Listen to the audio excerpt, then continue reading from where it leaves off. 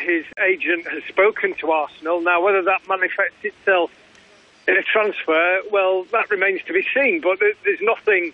You were talking there who he would replace Sanchez. Well, Mkhitaryan's not even in the frame, really, and he's spent a long period this season not even in the matchday squad, and I think he's just one of those players. He's been at Manchester United now for 18 months. He came with a very, very big reputation from Borussia Dortmund, and it's not really worked out for him. He was left out of the team at the start of last season, then he came in, he played well, he scored in the Europa League final, but then he's not kicked on, and I just don't see, even within a squad, a place for him if Alexis Sanchez is at Old Trafford. Simon, thank you very much. Chris Waddle, Conor McNamara, thank you too this evening. Phil Williams follows at 10:30. Yeah, tonight, Mark, trying to get to the bottom of the latest annoyance in the capital, which is an announcement on London buses that says, please hold on, the bus is about to move. But the trouble is it comes out when the bus is already moving, which doesn't make much sense, so we'll try and get to the bottom of that for you. And tributes to Dolores O'Riordan, voice of the Cranberries, who's died today at the age of 46, all from 10:30. Thank you, Phil. Flintoff, Savage and the Ping Pong Guy after the BBC News. On digital, online, smartphone and tablet, this is BBC 5 Live. And with the 5 Live News at 10 o'clock, I'm Stuart Clarkson. The Cabinet Office Minister David Linnington says the government's put a contingency plan in place after the collapse of the construction firm Carillion. He was speaking after a meeting of the Emergency Cobra Committee where ministers discussed how to keep public services running that are contracted to the firm. The message today was that day one had gone pretty well. People were turning up to work. We had not had reports of any serious disruption to service delivery. But we also had a report from PwC, who are working as the special managers for the official receiver, that took us through the advice they're providing to concerned employees and contractors. A coroner's ruled the toddler Poppy Worthington was sexually assaulted by her father before she died from asphyxia at her home in Cumbria 5 years ago. The inquest heard an investigation by police was so botched that vital evidence was lost, meaning Paul Worthington can't be charged. He denies any wrongdoing. The Chief Constable of Cumbria is Jerry Graham. Poppy and her family deserved a better standard of investigation than the one that was conducted 5 years ago. It is clear that the initial investigation surrounding Poppy's death has done little to assist the coroner in coming to a conclusion on how Poppy died, and I greatly regret this. Poppy's mother's urging the CPS to re-examine the case. Airbus says it may have to stop production of the A380 if it doesn't receive more sales. The company's main customer, the Emirates airline, has reduced the number of its orders for the super jumbo jet in recent years. Tributes are being paid to the lead singer of the Cranberries, Dolores O'Riordan. The Kinks guitarist Dave Davis says he's shocked at her sudden death at the age of 46. The group's hits in the 90s included Zombie and Linger. And Coca-Cola has announced it will be downsizing its 1.75 litre bottle to 1.5 when the sugar tax comes into force in the UK in April. The company says it'll also be adding 20 pence to the price. The best live sport. Australian Open Tennis, live from Melbourne. The players are on their way out to the Rod Laver Arena, making the Walk of Champions. It's a beautiful evening in Melbourne. Serves, big serve, pick up half volley back, and he's coming into the net. It will not land in, and that is it. Both boxes on their feet, applauding for that one. I'm just really excited going back to Melbourne, where I had my fairy tale run last year. And he's hit the winner of his life. This does not feel like it can be happening. She's down on her knees, she's looking up to her box. History is made. The 2018 Australian Open continues tomorrow morning from 7 on 5 Live Sports Extra. This is 5 Live Sport.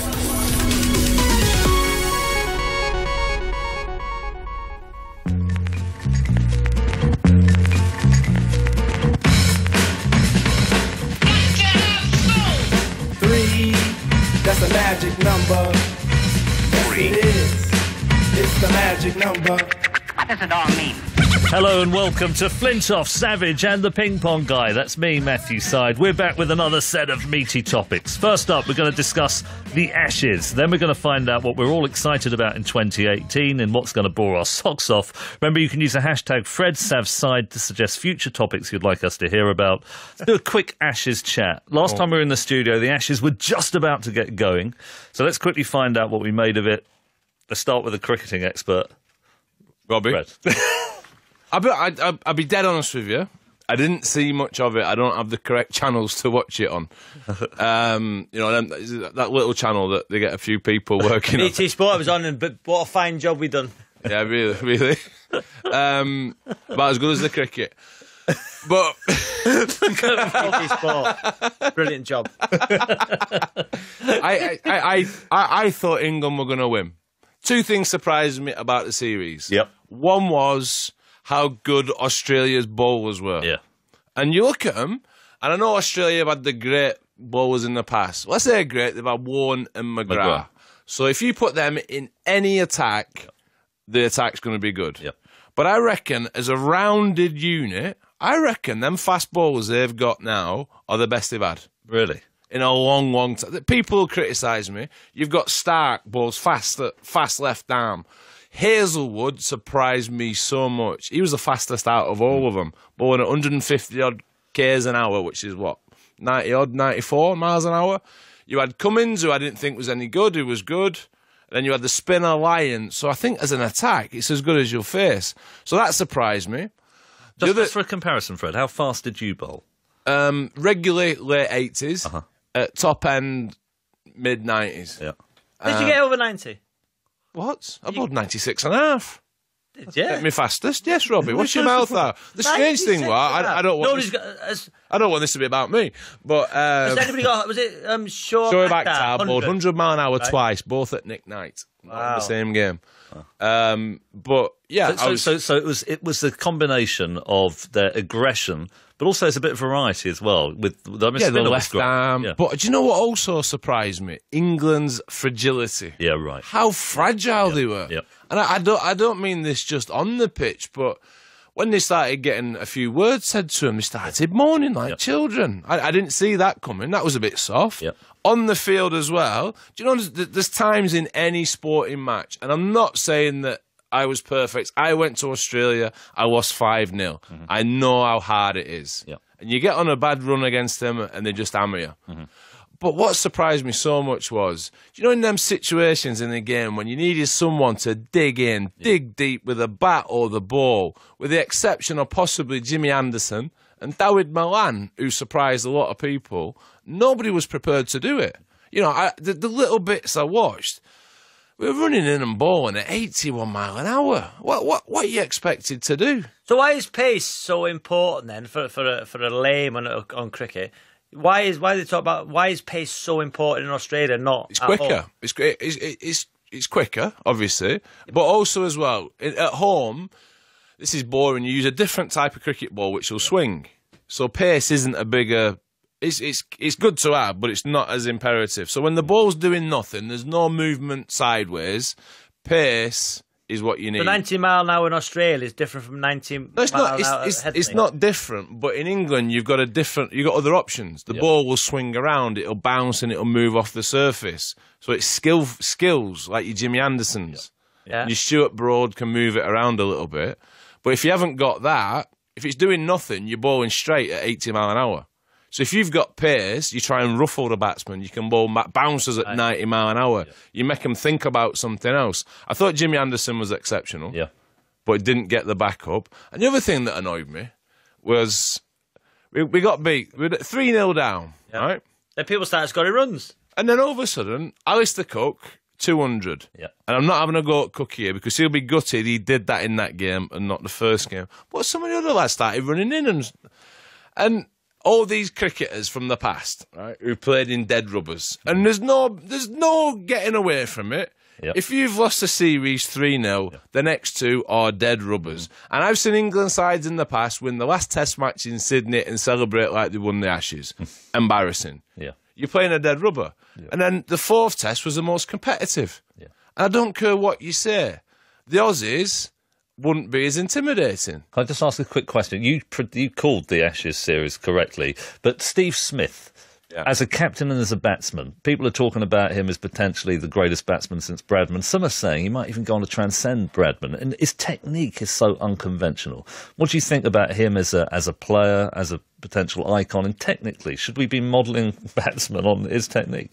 No, I don't think you can model on his technique. He's got a way of playing. Mm-hmm. And I think the game's changed a little bit where people now aren't saying you've got to play it in a certain way. Right. You find your own way. And I think Steve Smith, the thing about Steve Smith, which is so impressive, he is a person, whoever's coached him as a kid and I think his dad has had a massive influence in, to back yourself to be able to play like that and not be changed. Right. Whoever's been involved in that deserves a massive pat on the back. As a captain, I wasn't having him before this series. I thought he was a little bit soft. I thought he was very un-Australian, which hasn't been the case. He's been ruthless, like the Aussies are. Big pat on the back to him. So Steve Smith's been brilliant. Transcending Bradman, no chance. Yeah. But he's up there with the likes of Virat Kohli. Him and Virat Kohli are the best two players in the world at the minute. But getting back to the dead rubbers... Surely Cook was under massive pressure because people were saying, is this it for Alistair Cook? And then people who were going in for the first time or not having big scores. I don't care what you say, right? Surely. If the series is over... But still, and pressure on yourself. The next game is easier. I'm not saying it's easy. I'm not saying they're going to give you runs, but it's easier. The pressure comes and a lot off of your people, shoulders, right? Yeah. Well, so hang on. With more freedom, more liberation. Listen, I don't know who played in Test 4 and 5, but if you're... When did Alistair Cook carry it back? Alistair Cook out of it. The Stormman. This is England. This is England as player, as a country in cricket. And I was in sides which have done it. When you're expected to do nothing, we do a lot. When we're expected to win, we don't necessarily do it. We can't carry the pressure of being favourites or expectancy. The teams I played in couldn't do it either. So I'm not excluding myself from this. All right, we're always good. Right. We're always good at bouncing. We're always good at bouncing back as well. After a bad performance, we always come back stronger. When a series is over, the pressure is off. And also as well, if your career's on the line, you've seen this in so many sports. So a part of you resigns yourself to it, and then you just go out there and you think, "What have I got to lose here? I'm just going to go and play." And that's when we perform. And all these people were coming out afterwards, ex-players, were talking about, it's just as hard when the series is over. It isn't. I'm sorry. It's not easy, but it's not just as hard. And a lot of people who came out saying it have performed very well in dead rubbers. And that's why, for me, the statistics in cricket are so misleading. It's not about how many runs you score. It's not about what you average in any sport. In football, it's not about how far you run. It's where you're running, when you're running. In cricket, it's when you score your runs. And I'm sorry. Look, he's on with us. He's right. He is 100%. When you get to 3-0, just go home. Finish. We're finished like they do in the World Series of baseball and that. Just go home. We're finished. We're done here. All right. Nothing to see, ladies and gentlemen.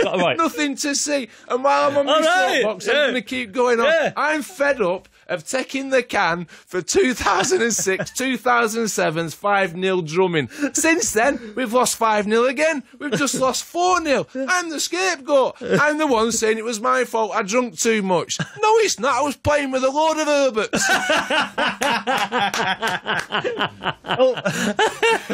Can I just pick up? Carry on. Right? In that last test match, I love Joe Root. He got dehydrated. He had to come off. What? I played in 45 degrees with 15 pints inside me. I never got dehydrated. It doesn't exist. If you're thirsty, it's too late. I want to pick up. Wow. Right, Robbie, I'll cut. I think the best way to translate that into football is you've got the World Cup.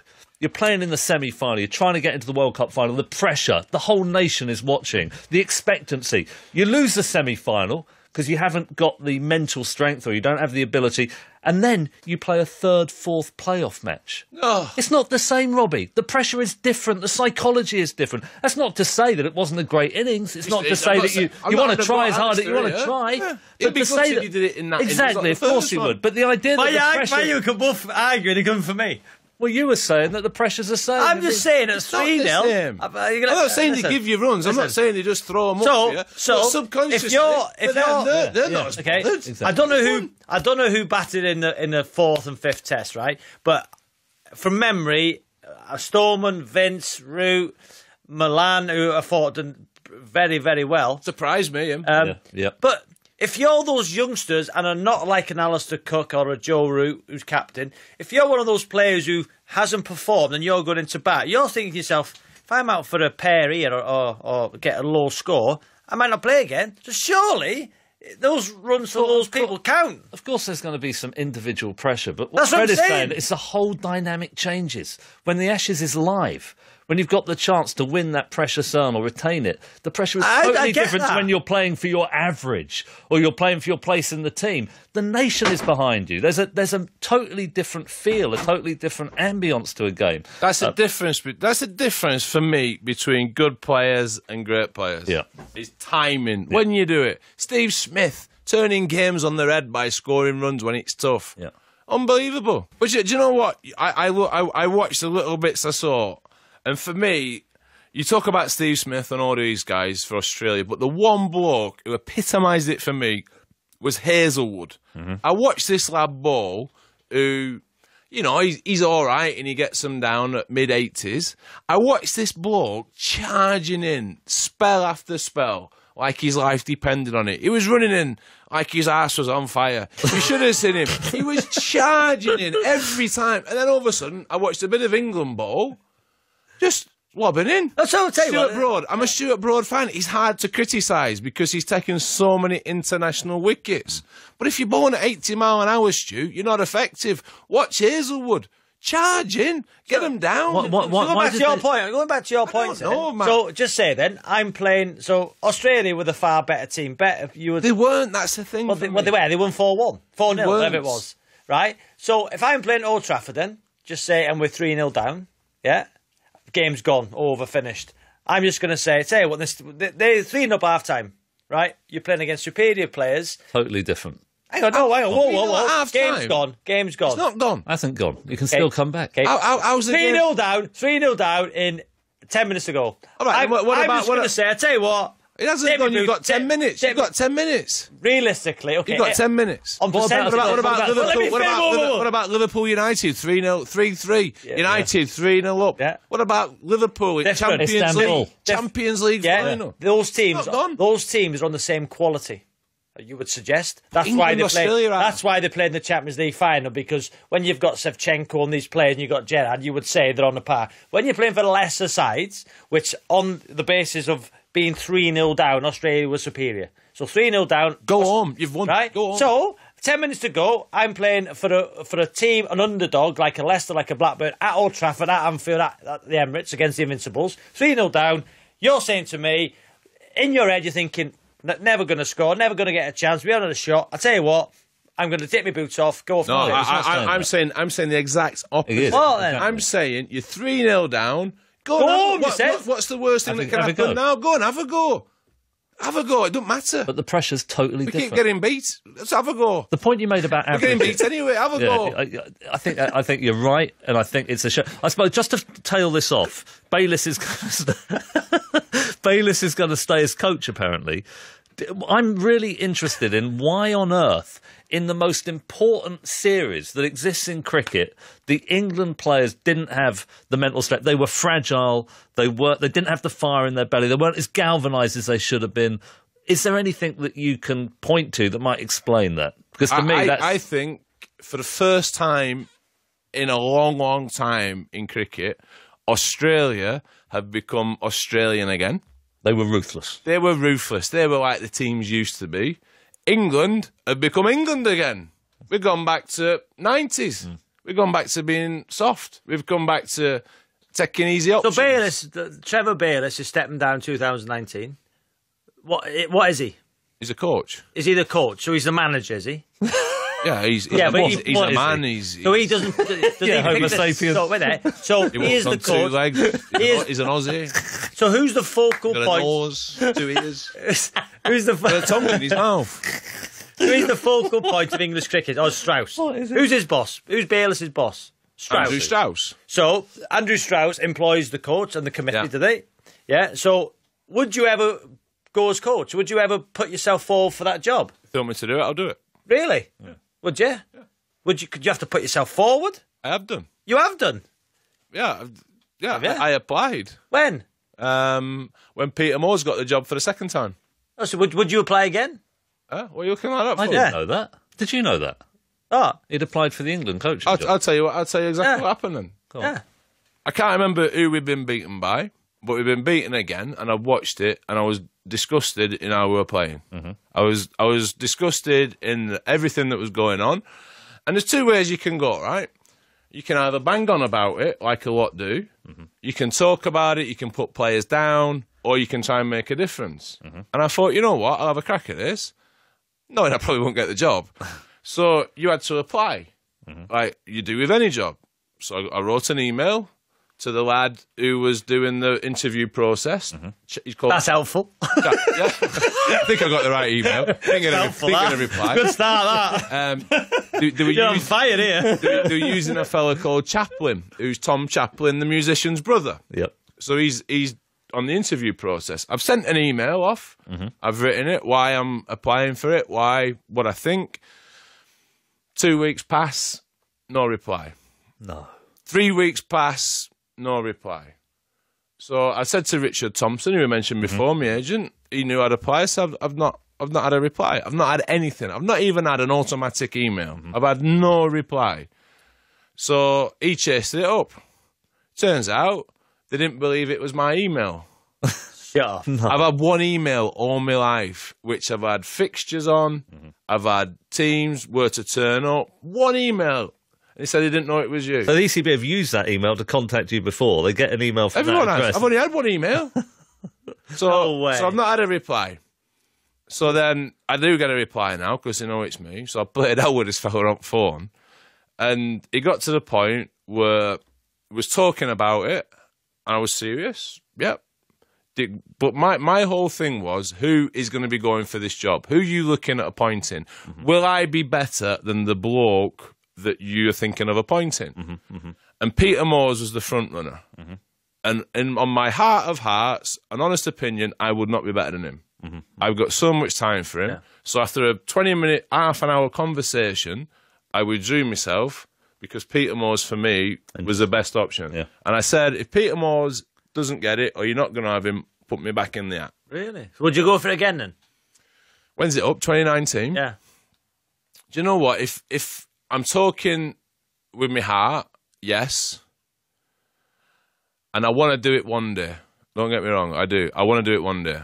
Whether, and it's a subject we're about to get onto now, or in the podcast about families and putting your family first and what's right. Or we're going to talk about that next week. And is that right at this point in my life? I'm not too sure. So I can't sit here and say, would I go for a job now? That's a conversation I'd have to have with family and everyone. But I would. The time commitment is huge. Yeah, and you don't play. But I would further.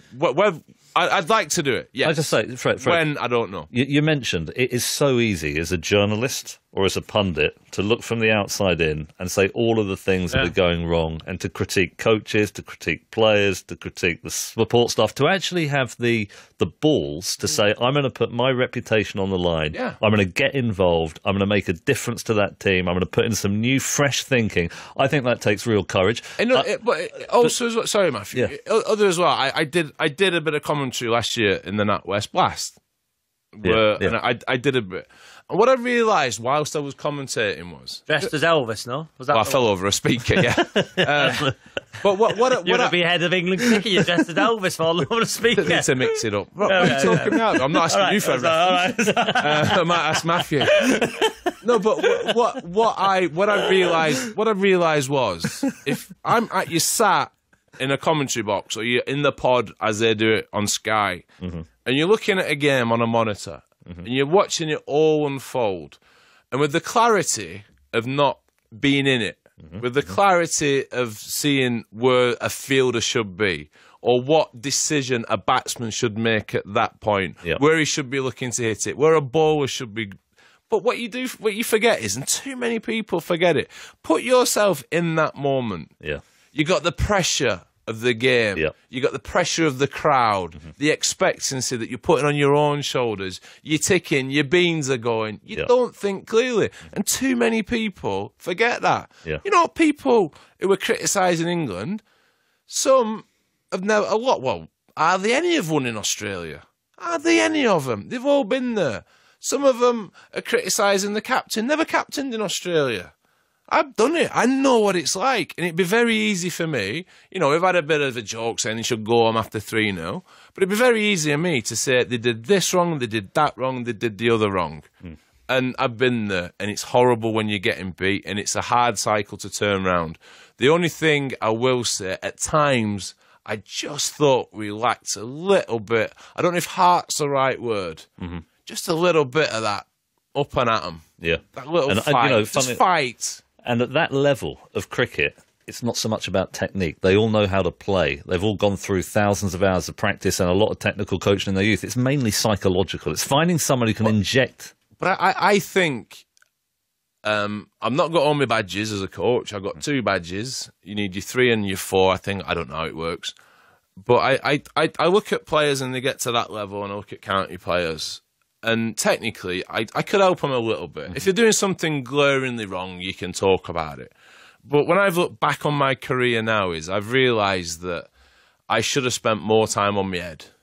Yeah. Is because when I was on it, I was... More time on your head? Yeah, do me like... To be fair, you had a lot of time on your back, then, haven't you, drunk? No, but yeah, I spent all the time in the gym, contrary to popular belief, and practising. Yeah. But I should have spent more time on the mind, because if I was on it, I'd perform against anyone. If I wasn't on it, I'd perform against no one. And my head controlled everything. And a coach's job for me is making the players go out there feeling the best they possibly can be to perform. And I think with all the things I've been through as a player, later in life, and understanding me and my mind as a person, I think as a coach, or even as a mentor, or helping players out, I think that would be my greatest asset.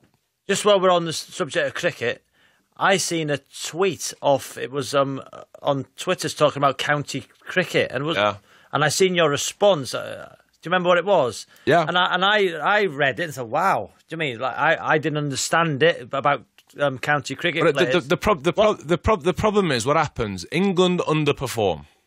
There's no 2 ways about it in Australia. And what happens is straight away it's the county's fault. It's some poor lad down in Derby or at Sussex who's probably get trained so hard, works so hard, and he gets the blame for it. And what happens in sport, everyone finds a level.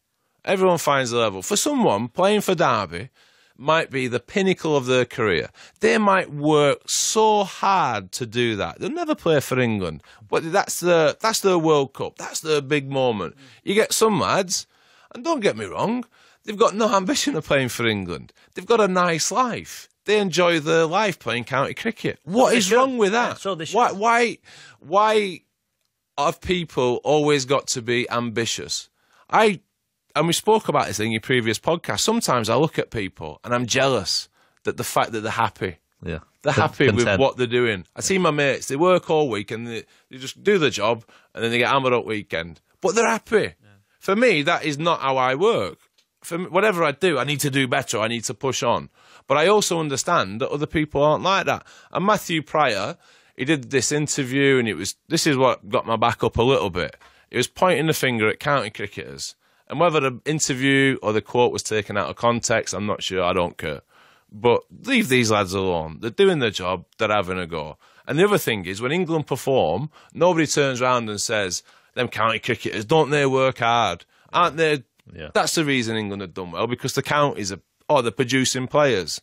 No. When they do badly, let's blame them. Not the lads can't score runs or take wickets. Fascinating debate. Brilliant debate. I mean, all of it. Yeah, the Ashes, the psychology, the whole thing. Thank you for listening. You can download the podcast for extended versions of all the topics we covered on this week's show at the 5 Live website and all the usual podcast places. Also, all the shows we've done to date are available to download there. Please use the hashtag FredSavSide to get in touch through the week. If you could leave a review on iTunes and give us a rating, that would be fantastic. We'll be back next week at the same time. But for now, from all of us, goodbye. So there you go. A lot of homework there from Matthew, but I know he'd appreciate it if you could be bothered. It's Phil Williams here through till 1. And what have we got for you tonight then? Well, we'll hear a tribute to Cyril Regis in his own words. We've learnt of Big Cyril's death today at the age of 59. The man that his football club called a pioneer for black footballers in Britain. So I'll have a tribute to Cyril Regis. We'll hear about the 3 in 5 adults who say that they're drinking just to cope with life. And we'll talk to a GP about what she hears through the GP surgery as to people's reliance on alcohol, just to function, just to get through day-to-day life. And the latest annoyance on London buses is this voice that says, please hold on, the bus is about to move. And the reason it's annoying people is the bus is already moving. It's already, you don't need to, it's already moving. Stop it. First for news and the best live sport. This is BBC 5 Live. Good evening, 10:30 on Monday night. It's Phil Williams here with you on 5 Live and the late news hour. The main news on 5 Live. Ministers discuss how to keep vital public services going after the collapse of Carillion. In sport, a routine win for Manchester United, while Manchester City dropped their chase of Alexis Sanchez. This is BBC 5 Live. News time, Stuart Clarkson. An emergency Cobra meeting's taken place tonight following the collapse of the construction and services firm Carillion. Ministers say the government will step in to pay employees and small businesses working on the company's public sector contracts. A coroner's ruled that the toddler Poppy Worthington was sexually assaulted by her father before she died. Paul Worthington's never been charged with her murder because of failings in the Cumbria police investigation 5 years ago. The founder of the grassroots campaign Momentum, set up to support Jeremy Corbyn, has won a place on Labour's ruling body. John Landsman and 2 other left-wing allies have been elected to the National Executive. And the Irish President, Michael D. Higgins, has paid tribute to the lead singer of the Cranberries, Dolores O'Riordan. She's died suddenly in London, aged just 46. The group had a number of hits in the 90s. Let's get the sport tonight. Here's Shojo Saka. Thank you, Stuart. In the Premier League, Manchester United are 3 points clear of third-placed Liverpool after a 3-0 home win against Stoke. Manchester City have decided not to pursue their interest in signing Alexis Sanchez from Arsenal. That's because we understand because of the player's wage demands.